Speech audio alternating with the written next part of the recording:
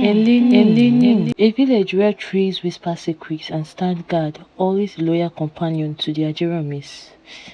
The Ajeromis were known for having powerful men and also trees standing as rock. They were unstoppable. The Ajeromis village was a weird one, no one to control them, and they were just living like a king. They made conclusions themselves. Guess what? The Ajeromi had 7 gods in 3 form. They surround themselves as if they were having a conversation. Nobody is allowed to touch those trees. Those trees were so dangerous. One of them represents Iku, meaning death. It consumes anybody that dies in the village. And if his death is caused by someone, he would devour the person and dump his bone near the river. The second represents Eche, meaning blood. Anyone who touches this tree will dry up instantly. The third represents Omi, meaning water. Nobody is allowed to drink the water coming out of this tree. It looks very clean, but it kills fast. The fourth one represents Jagu Jagu, meaning warrior. He has great fighting skills and kills in seconds. Ajeromi warrior find their predator dead at the battlefield, most time without even fighting. The fifth one represents Ekun, meaning cry. Anyone who touches that tree won't meet good news at all. It works as a messenger of bad news. The sixth one represents Ara, meaning thunder. Anyone that touches this tree without using palm oil on his or her hand would be struck to death. Then the seventh one happens to be the most powerful of them all. Those gods at night, as heard from the elders, turns into half woman and talk in an unknown language.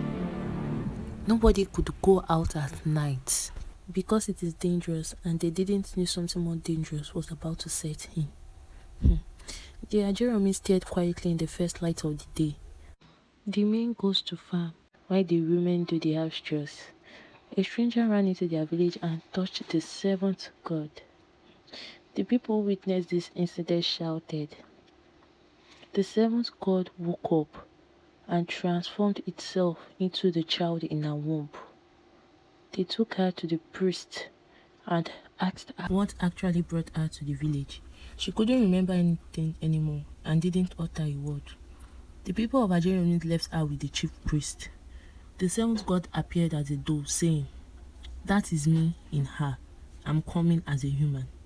He didn't expect a stranger would give birth to the seventh god as a human. He took care of her and named her Iteoluwa Kinshi, meaning you are my support. The women of Ajeromis showed care to her by bringing fruits and vegetables. When it was due for Iteoluwa Kinshi to give birth, the priest quickly took her to the Agbebi. Immediately, Iteoluwa Kinshi gave birth. She gave up the ghost. Agbebi handed the child over to the chief priest. It was all over Agbebi's face that there was a bad news aside. The priest asked about the mother, but the response brought sorrow. He screamed in grief. The people of Ajeromis mourned for the loss of Iteoluwa Kinshi, while some murmured that the seven-tree god gave her the opportunity to give birth before he kills her. Some stranger came into the land of Ajeromi, describing someone they have been looking for years. Immediately they showed the people of Ajeromis.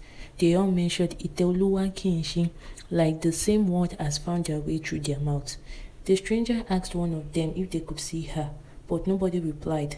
One of them directed them to the chief priest's house and warned them not to go near the seven-tree gods surrounding each other.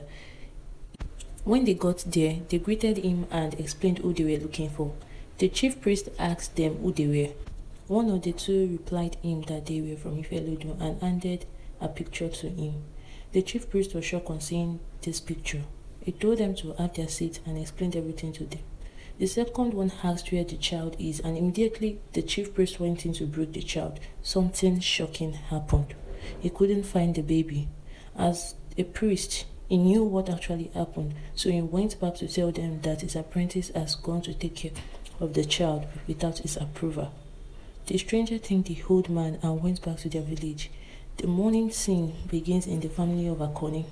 Akoni is known for Ika, meaning wickedness. He kills anyone he likes and eats them raw. He controls the king himself and it is stamped.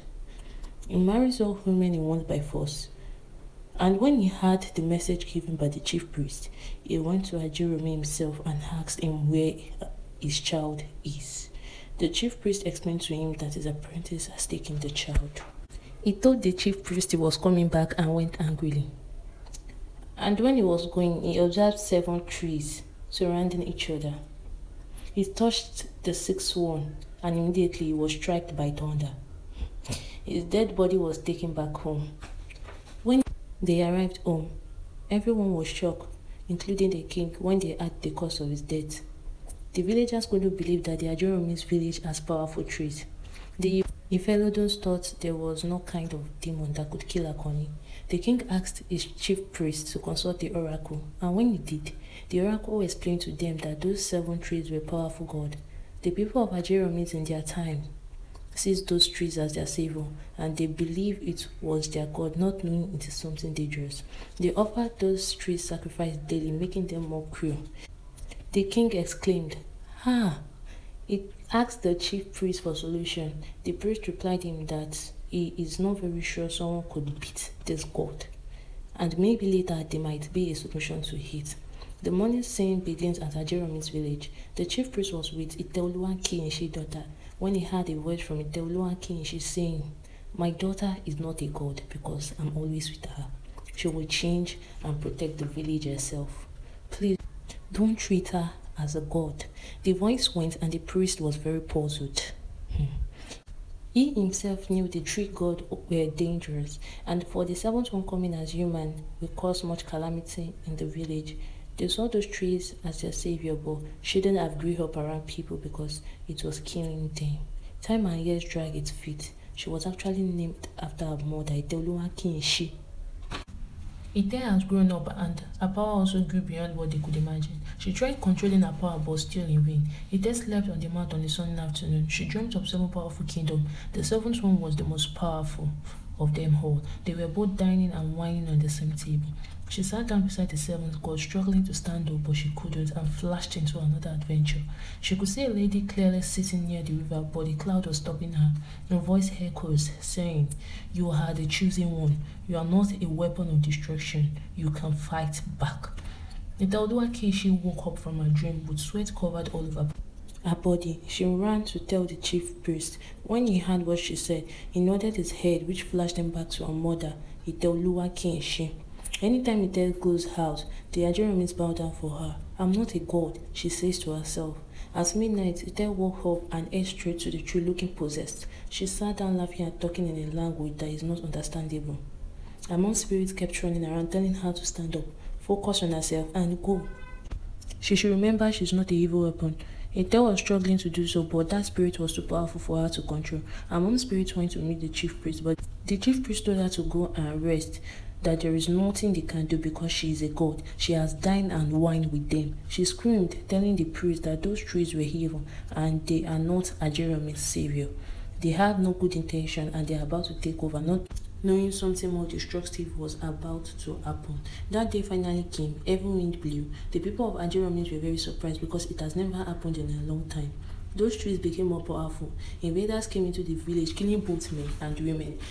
The men of Ajeromis that were known for being powerful became lazy. The villagers were crying in pain. Iteoluwa Kishi's power now grows far beyond what they could imagine. She kills anyone she sees, which brought stagnation and failure to the village. They thought those trees was their savior, but now has become something dangerous. The chief priest now confirmed that it was because they were not feeding them with their food.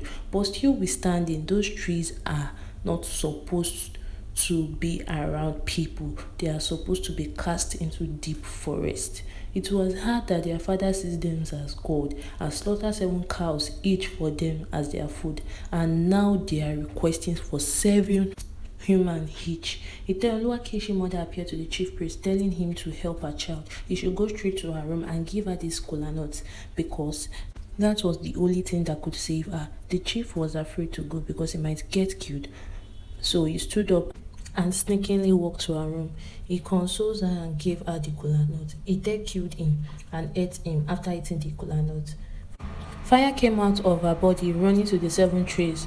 It burned the trees and the spirit left her. She woke up seeing her mom, telling her she has overcome stagnation. She disappeared and the people of Ajeromi cut down the trees.